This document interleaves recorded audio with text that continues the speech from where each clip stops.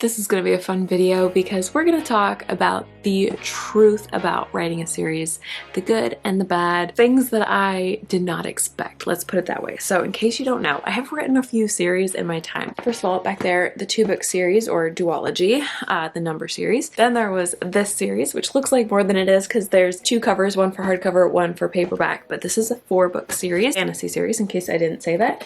And then I also am writing now a 3-book fantasy series. This is book 1. I am currently in the midst of writing it, so there are 3 total. I have written both 2 and 3, but they're still being edited and are not published yet. So I have some experience on writing series, but not like long series. Like I've never written anything that's like 10 or 15, which like, I don't know how authors do that. That's intense. But I do feel like I've learned a lot from these series, especially the 4-book series, because, well, let's just get into it. Let's talk about, first of all, the hard side of things. The first thing that I kind of already hinted at is that each book gets harder as you go because you're juggling all these characters and this world, all these things that you've set up that you have to keep consistent. And so you have to go back and look. A lot of people keep something called the story Bible, which I've actually done a video about. I'll link it below if you want to check that out and learn more. But it's essentially a place where you keep all the details about the characters in the world and any important like magic things you've set up or what else?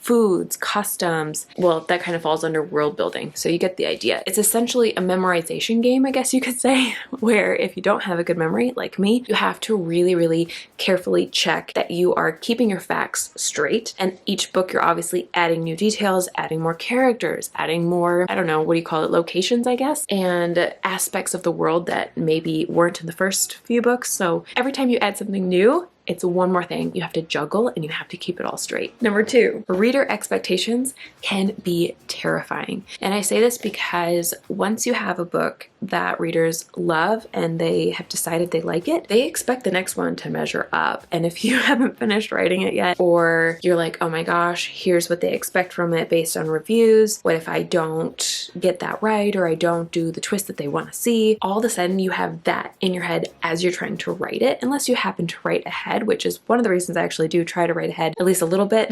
I'm not obviously done with the books yet, so it's not a perfect system. But if I was reading reviews and they were like, oh, I want more of this or less of that, or I don't know what it would be, then that's going to influence what I do in book 2 or make me worried that I'm not giving them what they want. And in some ways, this is actually a good thing as well. Like there's a positive and a negative side because I think listening to reader feedback is really good. I have done this before where I've actually listened to what beta readers said and even once early reviews, and I ended up adding like more romance to this one particular spot and things like that. So it can be a really good thing, but on the dark side, so to speak, it can be a little bit scary to have all this pressure. Once a reader knows your world and your story, there's this pressure of making the next book measure up, if that makes sense. Let me know in the comments if I explain that okay. But then on the flip side, my 3rd point is that if you don't get book 1 right, like say they don't like book 1 at all, then it really doesn't even matter what happens in the next few books if you can't get readers to read on through the series. Well, something called sell through or read through, depending on who you ask. So there's a lot of pressure on book 1 as well, not just on the subsequent books, but on getting the first book the best that it can possibly be.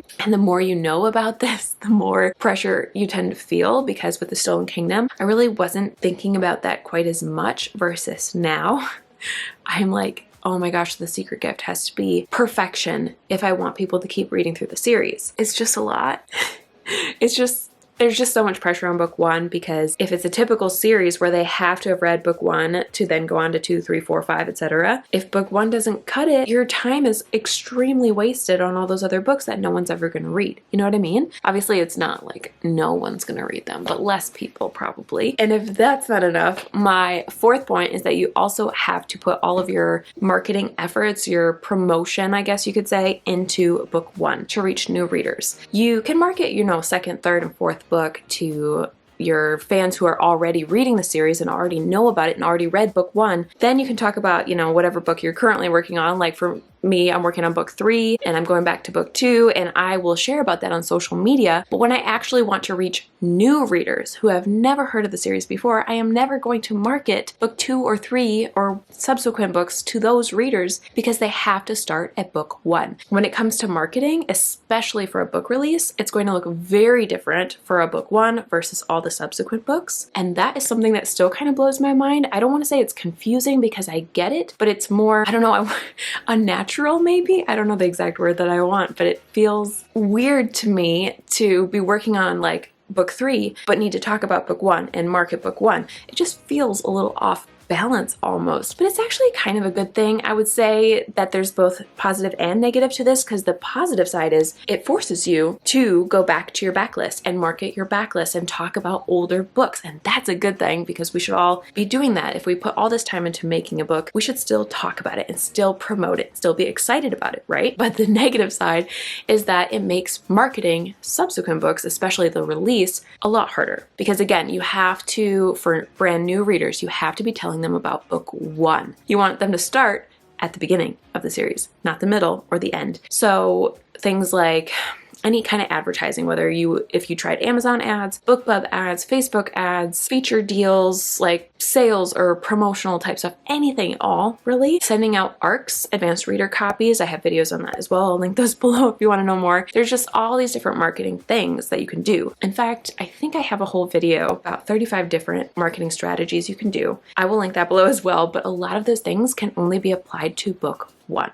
I'm going to talk quieter because I think I woke Zion up by accident, so I'm going to kind of whisper talk. I hope that's okay. I'm looking at my list here. So number 5 is that each book in a series needs a full arc or journey. There's a lot of different words that people use, but it needs a start, middle, and end, which I think all of us know. But the series as a whole also typically needs an arc and a journey of its own, like a kind of like a, you got mini arcs and then you get a bigger umbrella arc, if that makes sense. And I don't know when this video is coming out, but I just a few days ago talked to Jessica Brody in this podcast episode, and we actually talked about series, and it was really fascinating. We talked about how it's sort of like a game, and she used chutes and ladders as an example, where if you're going up through, like up the ladders and then down a chute and then up a ladder and down a chute, you might get a third of the way through the game board, and that's book 1. So they are making progress, but the full story is when they actually reach the end of the game and the very last ladder, I guess you could say,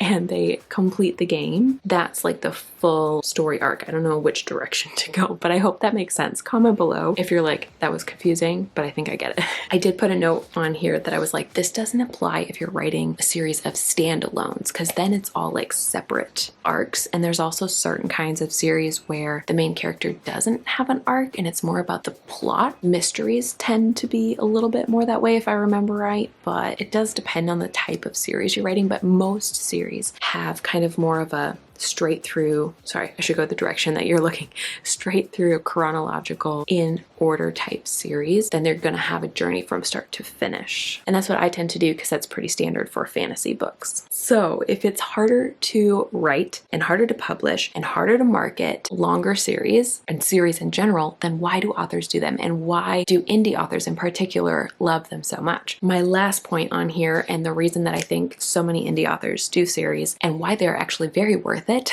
despite all the difficulties I just mentioned, is something called series sell-through. And I kind of hinted at this already, but let me grab my books and kind of try to give you a visual demonstration. I'm going to use the paperbacks as an example. If this was my only book and this was a standalone, and then my next book was in a different world with different characters, some of my fans would still be excited. If they like my writing, if they think that I do a good job with worlds and characters, whatever, they might be like, okay, I'll read the next book. Say, pretend this is like an unrelated book. This one was good, so maybe I'll read this one. But unless you're an auto-buy author for some people, it's less likely that they'll go, oh, here's this. Here's a totally different genre. I guess I'll read both. It's more likely that they're going to go, oh, I like this story. This was good, but I'm going to pass on this other random book. On the flip side, if you have 4 books and they like this one, especially if, even though you wrap up the first story, you bring up new questions that they want answered, they will go on to read the next book and the next book and the next book And then this is called series sell-through, when they go on and your reader reads all the subsequent books. And Sarah Cannon talks about this a lot in Publish and Thrive. I'm going to link it below, even though it's not open now. It just closed, and I think it's going to be closed until 2024. But I'm going to link it below anyway in case you want to save the link, because things like this that I learned from Sarah are so incredibly valuable. But the very short version for why indie authors love to do series so much is not only do you have a reader enjoying a world longer with you, and that's like the fun reader side of things, but on the author side of things, instead of just getting one book sale, and typically a royalty could be, I'm just gonna say like maybe $3 if you have a higher royalty. Instead, you're making, let's say $3 because it's easy. This is $3 on its own, but if they read through, $6, $9, $12. This 4-book series is now worth $12 per reader if they read all the way through, which not everyone does. Let's be real, but some readers will read all the way through, and that's $12 per reader instead of $3 per reader. This is why a lot of authors, myself included, will go on to write in the same world and have connected series as well, because not only is it really fun, let's be real, I love the world that I created here. I think the Jinn are very unique, and I keep expanding on it, and it just keeps like growing into more things that I could write about, and I feel like I have 10 more book ideas now. But now, if readers love this series, they might go on to buy the next 3, which is just as amazing for them as it is for me, because we all benefit, and it becomes a 5-book sell-through, or 6 and 7 once the other 2 are out. And this is the sell-through that I'm talking about, that again, it makes it more likely that readers are going to buy your book, and it just honestly makes more money as an author as well. So it's getting to write in the world you love and getting paid for it. And that is why all of those other difficulties that I mentioned are worth it. So that's the truth about writing a series. I feel like I probably missed some, so comment below if there are other things that you discovered about writing a series that you were like, whoa, did not expect this, but those are mine. So I hope you enjoyed this video, and I will talk to you again very soon. Bye. Then all of a sudden it became reality. Don't care about no